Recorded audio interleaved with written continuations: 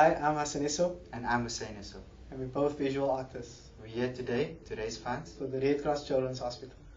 It all began as young boys having a passion for art, for drawing, for color. When we matriculated from high school, we applied at the Michaela School of Fine Arts. Luckily, we both got accepted. It was tough for us at a university like this. We came with a disadvantage because we didn't attend the best of high schools. However, we excelled with the people around us and our lecturers that pushed us quite a bit. I fell in love with photography, my brother fell in love with printmaking. However, he also fell in love with photography and I fell in love with printmaking, so it was quite nice to learn from each other as well, these two different mediums. In our fourth year, it was quite a tough year. We needed to create a body of work. I was failing in that department and my brother was excelling. He came up with the amazing idea of using just himself in the photograph. However, he photographed himself in a darkroom. I basically took this idea inspired by him and erased the Photoshop line by photographing on site.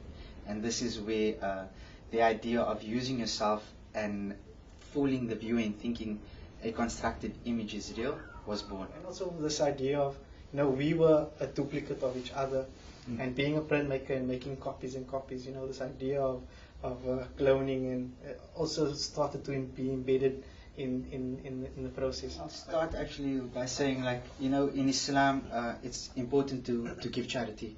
Where one of the pillars, and it's a must for everyone, is to give part of their earnings to charity. It's very, very important. So when we were approached to work with the Red Cross Hospital, it was kind of, we jumped at the opportunity because this is one of the best hospitals in South Africa, if not the world, as we feel. What they're doing is absolutely brilliant, and we know of a lot of people, family members that have been to the Red Cross Hospital, myself included, being a young child. My mother took me there. This was quite a tough photograph to do because we feel like sometimes it's difficult to take on a character because you don't want to wish that upon yourself. And we needed to represent this memory or this experience we just witnessed by bandaging one of us, and I chose to do it. And it was the moment you started bandaging, my body started to stiffen, and it broke my heart even more to see. All I could think about was the rest of the children that was in this unit and what they having to go through. So as you can see, there's a doctor trying to console the baby, and there's two figures here reading a special surah from the Quran called Surah Yasin for the child. And the words actually give healing.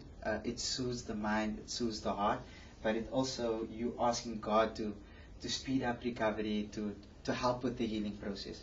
So and these processes is all also for just what's happening in the space, like with family members, that helps with just giving them peace of mind, because this is really, it's a difficult time, difficult situation, especially the healing period. So that reciting it's part of the healing, for not only for the victim but everyone else around. And I feel that this crosses all religions. I'm sure that you'll find people of other faiths will do the same. Will sit in the space and read verses from the Bible or from the Torah, because it's an act of soothing, also to be God conscious. As they say, you're truly conscious of God when you're sitting in a situation like this. No matter what your belief is, that's kind of the essence of the photograph. We wanted to show in this photograph the importance of religion as well, and how religion forms part of your body, even physically. So the chest X-ray showing, like you're saying, the Arabic text as part of your body, to kind of highlight the statement of always being God conscious. God gives health, but He can also take health away. And the problem a lot with our work is that it's very personal, and it's very difficult for others to see what we see. So we just hope to put things in the image that creates a dialogue or narrative with the viewer.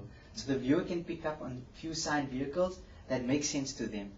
We see one thing and we just hope, and this is when works are successful, is when viewers can come to us and say, hey, this is what the image makes me think about.